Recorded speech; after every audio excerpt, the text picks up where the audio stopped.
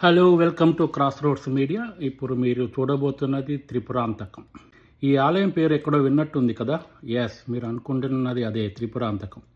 మీకోసం అక్కడి విజువల్స్కు అన్ని వీడియోస్ తీసాము. వెళ్ళలేని వాళ్ళు చూడండి, వెళ్ళిన వాళ్ళు నేనే ఏదైనా మిస్ చేశానేమో చూసి చెప్పండి. ఈ రెండింటి మధ్య గ్యాప్లో please like, share, subscribe to cross roads media. ఈ త్రిపురాత్రం గురించి చెప్పే ముందు ఈ మంత్రం చదవండి. నమస్తే అస్తు భగవాన్ విశ్వేశ్వరాయ మహాదేవాయ త్రయంబకాయ త్రిపురాంతకాయ త్రికాగ్నికాలాయ కాలాగ్ని రుద్రాయ నీలకంఠాయ మృత్యుంజయాయ సర్వేశ్వరాయ సదాశివాయ శ్రీమాన్ మహాదేవాయ నమః. ఈ మంత్రం శివారాధనతో ఎంతో పవిత్రమైనది. ఇది ఎందుకు చెప్తున్నానంటే అసలు త్రిపురాంతకం అంత ఫేమస్ కాదు, ఇప్పటి వరకు మేము వినలేదు అనే వాళ్ళ కోసం ఈ మంత్రం, అందులో ఉన్న త్రిపురాంతకమే ఇప్పుడు మీరు చూస్తున్నది. ఈ గుడికి నువ్వు వెళ్ళాలనుకుంటే వెళ్ళలేవు. ఆయన నిన్ను పిలిస్తే తప్ప అసలు ఈ రోజు నాటికి నువ్వు త్రిపురాంతకం అనే పేరు విని ఉండవు. ఇప్పుడు వినవు అంటే ఈ ఆలయం గురించి తెలుసుకో అని అర్థం.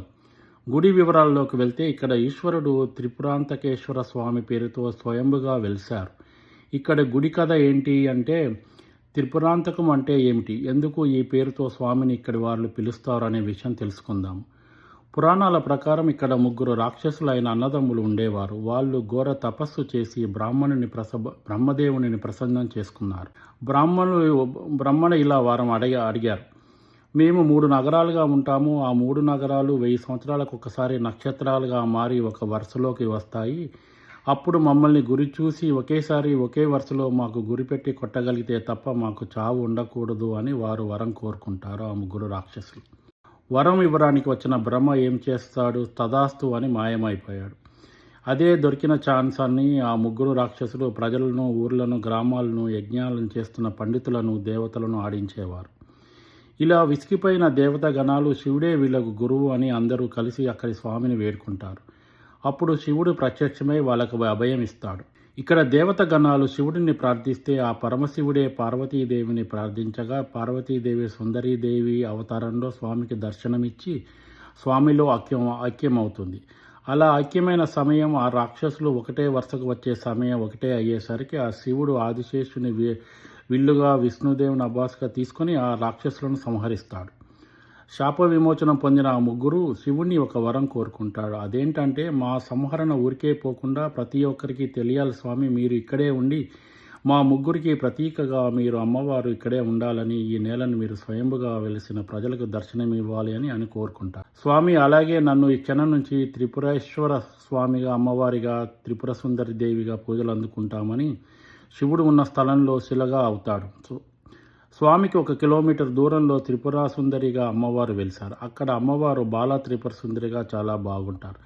త్రిపురాంతకం సులువైన ప్రయాణం కాదు, కానీ మీలో ఎంతమంది ప్రయత్నం చేశారు? ఇప్పుడు ఈ త్రిపురాంతకంకి ఎలా వెళ్ళాలి అంటే మీరు ఎక్కడ ఉన్నా ప్రకాశం జిల్లాలో ఉన్న మార్కాపురానికి రావాలి. అక్కడ నుంచి విజయవాడకి బస్సులు వెళ్తుంటాయి. అవి మాత్రమే ఎక్కడికి వెక్కి మళ్ళీ వెనక్కి వెళ్ళాలి. మళ్ళీ చెప్తున్నాను వినండి, మార్కాపురంలో నుంచి విజయవాడకి వెళ్ళే బస్సులు మాత్రమే ఎక్కాలి. ఒంగోలులో విజయవాడ బస్సులు ఎక్కితే వెళ్ళరు, ఎందుకంటే ఆ రూటు వేరు, ఈ రూటు వేరు. సో ఓన్లీ మార్కాపురంలో నుంచి వెళ్ళే విజయవాడ బస్సులు ఎక్కండి. టికెట్ త్రిపురాంతకం తీసుకోండి.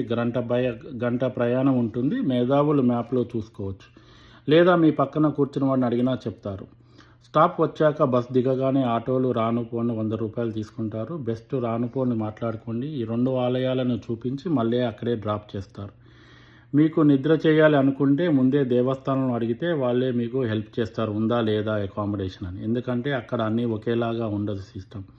సో కింద హోటల్స్ కూడా ఉంటాయి. ఒకసారి వెళ్ళినప్పుడు స్టే చేయడానికి ట్రై చేయండి. త్రిపురాంతకంలో నిద్ర చేయడం కూడా ఒక అదృష్టంగా భావిస్తారు ప్రజలు.